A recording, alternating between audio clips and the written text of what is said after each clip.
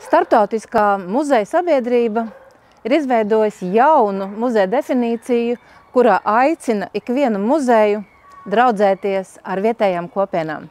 Purvīšu muzejs pirms 2 gadiem izveidoja šādu kopienu Drosme darīt. Kaimiņi sanāk kopā, vienam kombains, vienam sēklas, otram truši, un tādā veidā mēs kopīgi veidojam lielisku kopienu, lielisku sabiedrību. Šogad, janvārī, viens no mūsu kaimiņiem Nītaurē sauc pēc palīdzības un teica, ka ir noticis kaut kas prātam neaptverams.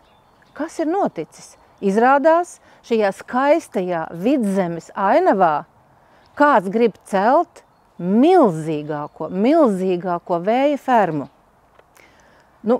Līdz šim es domāju, ka Latvijai ir sabalansēts enerģijas gross, ka Latvijai ir skaidrs, kāda enerģija tā ir vajadzīga, vai ūdens, vai vējš, vai saule, vai moderns atoms, un izrādās, ka mūsu valstī nav šādas stratēģijas.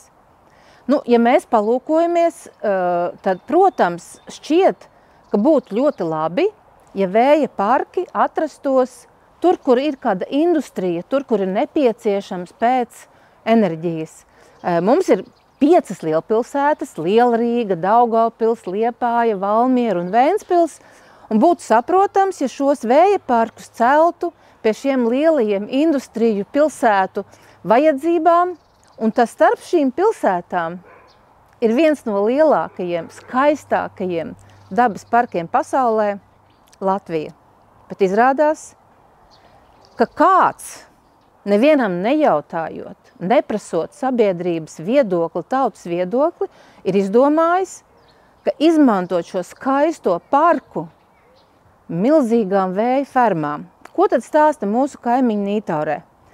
Ka viņiem uzspiežot būvēt lielu fermu, kurā būtu gandrīz 200 turbīnas, 260 metru augstumā. Katrai turbīnai ir nepieciešams 35 x 35 metri cementa bedre, un tādas milzīgas, nesaprotamas mega fermas ir nolemts uzbūvēt visā Latvijā. No vienas puses šie attīstītāji saka, hei, bet mums ir ietekme uz vidi, dokuments, un mēs sasaucam kopā sabiedrību un rādām viņai šos ietekmi uz vidi dokumentus, bet, draugi mīļie, šie ietekmi uz vidi dokumenti neko neatbild, viņi neatbild uz svarīgākajiem jautājumiem. Piemēram, iedomājieties tagad šos monstrozos turbīnas airus vedīs pa mūsu Latvijas ceļiem iekšā, 65 vietās, jau tā tie ceļi ir ļoti slikti. Jautājums, kas tos ceļus salabos, kad šie monstri tiks atvesti? Skandināvijas valstis jau ir atteikušās no vēja parkiem kā no nerentabliem projektiem. Tagad iedomājieties, sacels šos milzeņus Latvijā visās skaistākajās vietās un pēc 10 gadiem attapsies, nav vajadzīgs. Kas novāks šīs milzīgās lielfermas?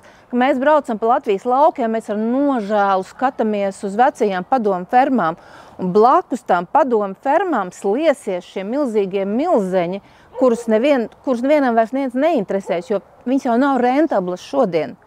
Neviens Latvijā nav sarēķinājis, vai mums šie monstri ir vajadzīgi. To ceļu ārzemnieki, ārzemju korporācijas, kas ir izpirkušas Latvijas zemi, tos ražo kaut kur Ķīnā, nezinu vēl kaut kur, un vienkārši uz mūsu dabas rēķina tiks pelnīs pilnīgi citi cilvēki, un nebūs tā, ka samazināsies elektrības cenas, vai mums būs kāds labums.